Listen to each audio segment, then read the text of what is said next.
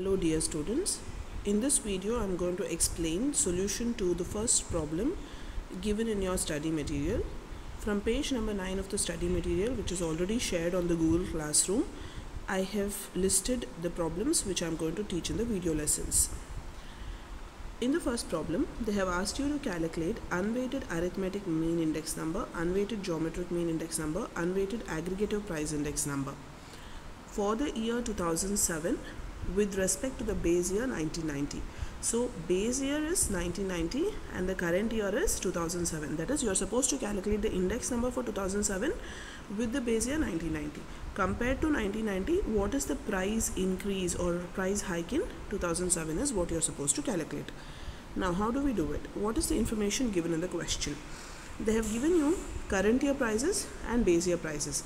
Price in the year 1990, price in the year 2007 is already given in the question, which we have written down here. Okay, so we call it price in the base year as P0 and price in the current year as P1, small p1, small p0 or p0. Okay, now firstly, unweighted arithmetic mean formula is P01 equals summation P, summation capital P divided by N.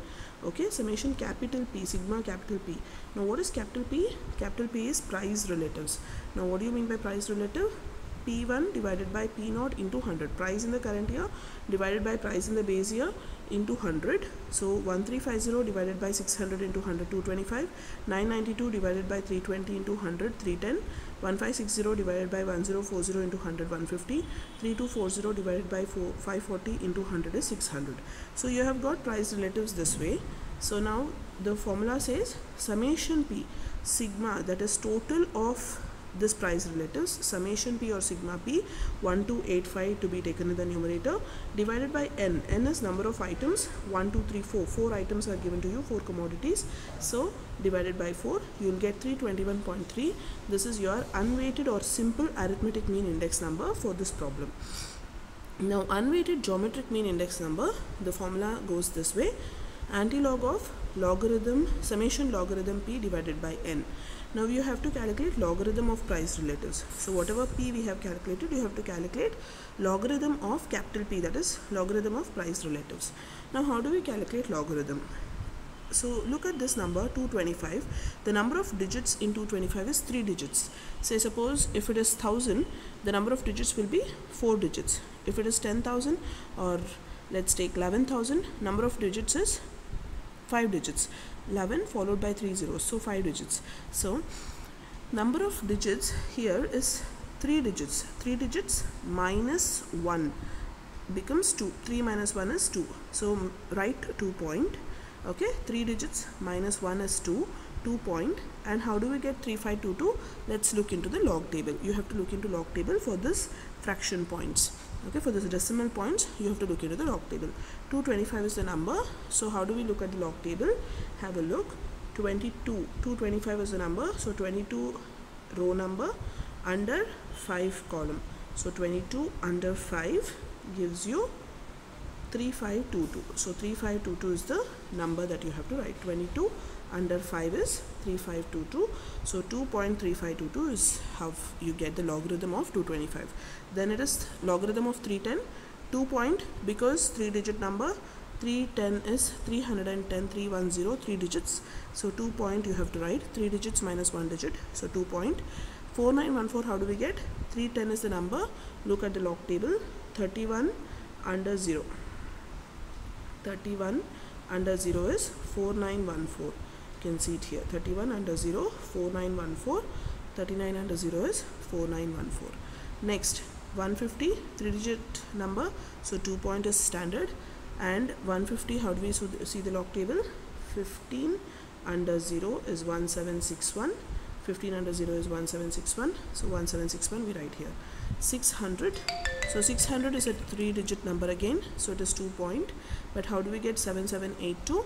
So 60 under 0. Now this page, the number ends at 54. So you have to go to the next page. Here you have 60 under 0 is 7782. 60 under 0 is 7782. So 7782 you have written here. So total this up, you will get summation log P. Okay, total this column logarithm of p, you will get summation log p. So now anti-log of summation log p, anti-log of 9.7979 divided by 4 divided by n, n is number of items, 4. So you will get 9.7979 divided by 4 is 2.4495. Anti-log of this you have to take. Now how do we calculate anti-log? So in order to calculate anti-log, ignore this number and just take 4495 into consideration. So go to anti-log table and look at 44 row under 9 column under 5 mean difference column. Okay, so let's go to the anti-log table. 44 row 0.44. okay, under 9 will be 2812, under 5 mean difference column. So this is mean difference column. You can see this, there is a column called mean difference column, and that you have to look into 5. So 44 under 9 under 5. Okay, so the number will be 44 under 9, 2812, under 5 it is 3. So 2812 plus 3 gives you 2815. So 2815 is what you have to take. 2815 you have taken. Now how do you place the decimal point? Now 2 is the digit over here, 2 is the number over here. Okay, 2 is the number. So 2 plus 1, 3 digits. After 3 digits you have to place the decimal point.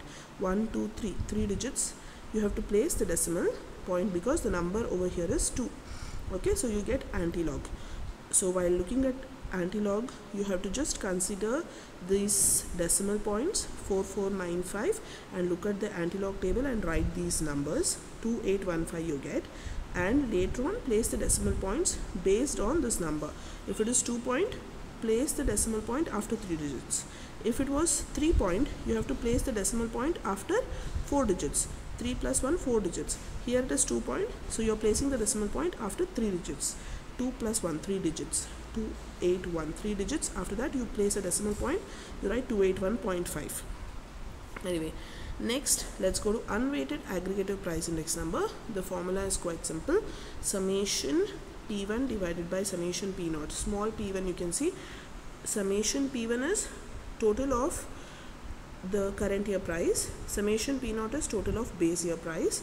So into 100. So 7142 divided by 2500 into 100 gives you 285.68. So your unweighted aggregative price index number is 285.68. So I hope you have understood this problem. You have to write down the solution to all the problems in a notebook. From the study material, the theory part need not be written down in the notes.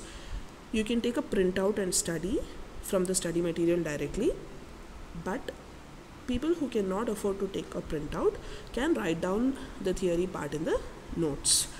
I hope the point is clear to you. If you have any doubts, you can contact me individually. Thank you.